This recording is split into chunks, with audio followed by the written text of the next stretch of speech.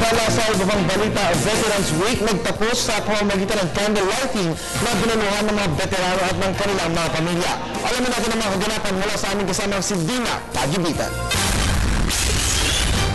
Sa isang candle lighting at pagpirma sa panata bilang makabayan nagtapos ang pagdiriwang ng Veterans Week at Araw ng Kagitingan na nagsimula noong April 5. Kabilang sa mga dumalo sa pagtatapos ng week-long celebration, sina National Defense Undersecretary for Civilian, Veteran and Reserve Affairs Eduardo Batak bilang guest speaker, Davao Administrator Undersecretary Ernesto Carolina, mga representante ng mga awardees na veterano, mga kamag-anak at pamilya ng mga veterano, Boys and Girl Scout of the Philippines at tropa ng AFP at PNP.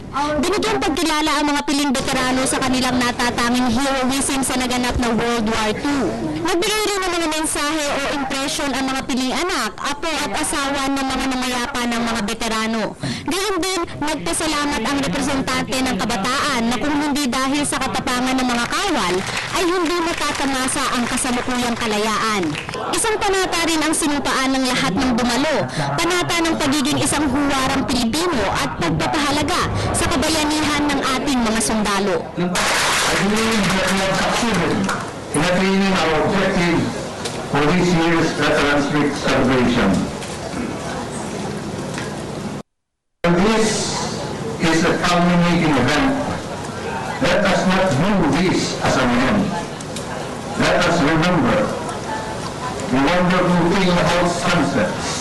Para sa Telebisyon ng Bayan, ako si Dina Pagibitan.